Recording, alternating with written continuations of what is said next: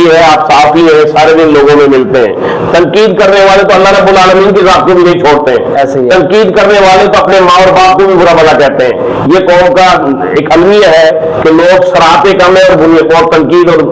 नाजायज तनकीद ज्यादा करते हैं। बार कैफ मैं तो इस चीज पे यकीन रखता हूँ, अगर अच्छा काम मुखालिफ भी करे तो उसे भी खराज तहसीन पेश करना चाहिए। मैं बजाते खुद और मेरी कौम पाकिस्तान का हर शहरी अल्हम्दुलिल्लाह इस वक्त फख्र करता है और पूरी दुनिया के मुसलमान इस बात पर फख्र करते हैं जो काम हाफिज आसिम मुनीर साहब ने किया है और करके दिखाया है। पूरी दुनिया उनके गीत गा रही है। एक फिक्र में तीन दफा जनाब वो जो है ट्रंप साहब जो है वो कहते हैं कि great man mister Asim Munir, field marshal, very good person and very great personality prime minister. तो ये अल्फाज जो है ये तो वो लोग हैं जो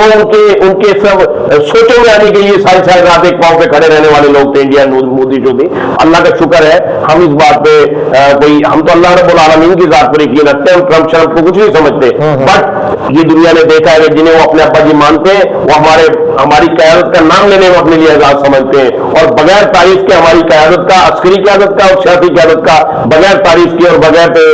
कलमात के खराज तहसीन जिक्र नहीं करते हैं। अच्छा, ऐसे में मेरा कहने का मकसद ये था कि जनरल आसिम मुनीर साहब जो है उनकी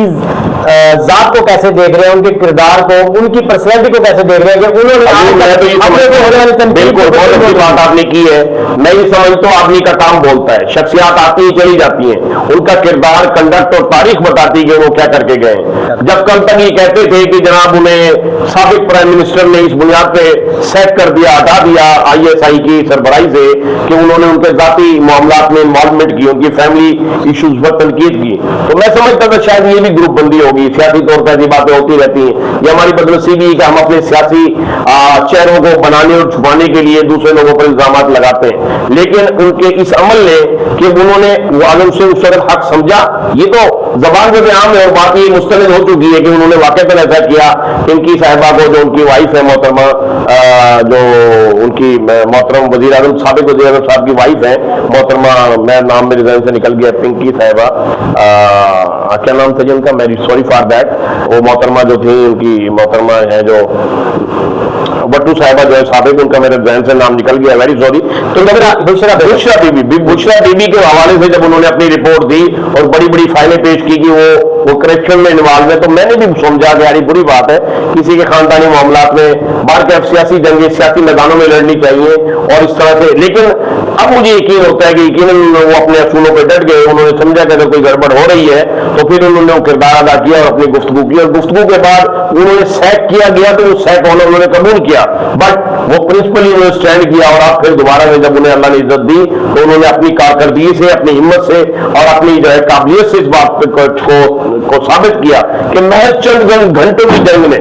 मलिक साहब की आम बात नहीं, चंद घंटों की जंग में एयर कंडीशन दफातर में बैठकर उनकी प्लानिंग के साथ, उनकी स्ट्रेटेजी के साथ और अपनी इक्विपमेंट्स और टेक्नोलॉजी के साथ उन्हें बंद कमरे में ऐसे मारा कि उनके राफेल जो है उड़ते फिर रहे थे, तबाह होते फिर रहे थे। और अल्हम्दुलिल्लाह हमारे